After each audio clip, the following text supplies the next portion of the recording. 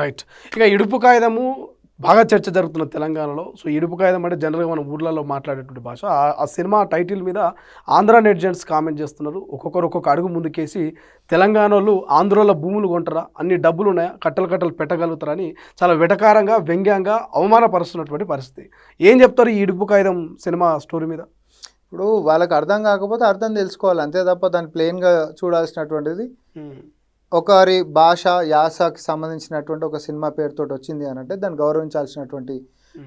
బాధ్యత మన మీద ఉంటుంది. అది కామన్ సెన్స్ మ్యాటర్. హ్మ్. దాని మీద కూడా రచ్చ చేసి, ఇంకోటి చేసి, నోటి దులతోటి ఇష్టం వచ్చినట్టు మాట్లాడతామంటే అది సబబు కాదు. హ్మ్. ఎందుకంటే ఎప్పుడైనా మనిషిని నేను నీకు, నువ్వు నాకు గౌరవం ఇచ్చుకున్నప్పుడు మాత్రమే మన ఇద్దరి మధ్యలో బంధం బాగుంటుంది. హ్మ్. కానీ నువ్వు నాకు గౌరవం ఇయ్యి, కానీ నేను మాత్రం నేను అవహేళనగా నేను మాట్లాడతా, లేకపోతే నేను నిన్ను చిన్నగా చేస్తా, లేకపోతే నువ్వు నాకంటే స్థాయి కింద అనేటటువంటి ఆలోచన నేను బుర్రల గిట్ట కలిగించింది అనుకో, లేకపోతే నువ్వు నన్ను తక్కువ చూస్తున్నావు అనేటటువంటిది, నీకు నాకు డిస్టెన్స్ పెరుగుతుంది. హ్మ్. ఎవరైనా వివేకవంతులు దూరాన్ని పెంచుకునేటటువంటి విధంగా వ్యవహరించవద్దు.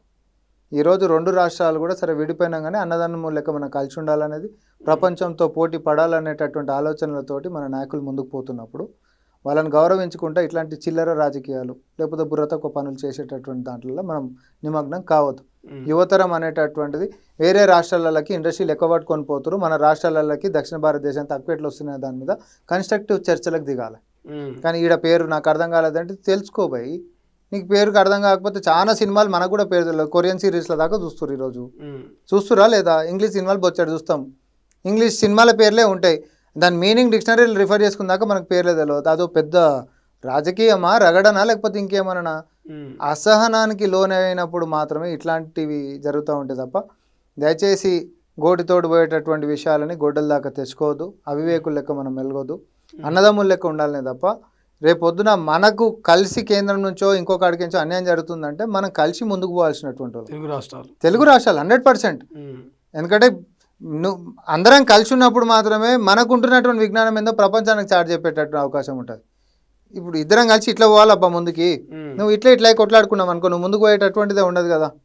ఇది ఇద్దరు కూడా మంచిగా పోయేటటువంటి విషయం కాదు. ఈ చిల్లర రాజకీయాలు బంద్ చేయాలి. దీని వెనకాల ఎవడుండు అనేది నాకు తెలుసు, కానీ నేను అంటున్నా అది క్షేత్రస్థాయిలో ఉండేటటువంటి సోషల్ మీడియా సోకాల్డ్ స్టార్స్ దగ్గర నుంచి ఉన్నత పదవులలో ఉండేటటువంటి రాజకీయ నాయకుల దాకా మన నోటి దుల బంద్ చేసుకోవాలి. నోటి దులతో మరీ ముఖ్యంగా సెంటిమెంట్స్ ఇక్కడ హర్ట్ అయితే అని తెలిసి కూడా మనం అట్లాంటివి గిట్ట చేస్తే అది ఉద్దేశపూర్వకంగా చేసేటటువంటి అంశాల కిందకే పరిగణింపబడతాయి. మళ్ళీ దానికి సంబంధించినటువంటి పర్యవసానాలు అనేటటువంటిది అందరు మంచి వాళ్ళు ఏముండరు. సమాజం దాని తగ్గట్టు రియాక్షన్స్ వస్తుంటాయి. దాని తర్వాత రియాక్షన్స్ వచ్చినాక నేను కరెక్షన్ చేసుకుంటా అంటే మన చేతి దాటిపోతుంది. సో మన ఒళ్ళు మనం దగ్గర పెట్టుకొని ఉండాలని చెప్తున్నాను. Right. Thank you so much Rammohan Reddy గారు. సో ఇది మొత్తం మీద తొలి వెలుగు వేదికగా సామా రామ్మోహన్ రెడ్డి నిరుద్యోగులకు కావచ్చు, రైతులకు కావచ్చు, తెలంగాణ ప్రజలకు కావచ్చు ఒక అష్యూరెన్స్ ఇస్తున్నారు. ఈ 2.5 ఏళ్లలో మేము ప్రజల్ని సంతృప్తి పరిచినాం, బట్ ఇంకా మిగిలినవి మేము ఇచ్చిన హామీలు, సో అవి కూడా రానున్నటువంటి భవిష్యత్తులో ఖచ్చితంగా అమలు చేస్తాం. బట్ ప్రతిపక్షాలు ఎన్ని చెప్పినా, ఎన్ని సర్వేలు చేసినా మళ్ళీ అధికారంలోకి వచ్చేది మేమే, ఫ్యూచర్ సిటీ ఉంటుంది, ఫ్యూచర్ మాదే అని బల్ల గుద్ది చెప్తున్నటువంటి పరిస్థితి. చూద్దాం ప్రజలు ఎవరి వైపు ఉంటారు, ఏం తీర్పిస్తారు అనేది భవిష్యత్తులో చూడాలి.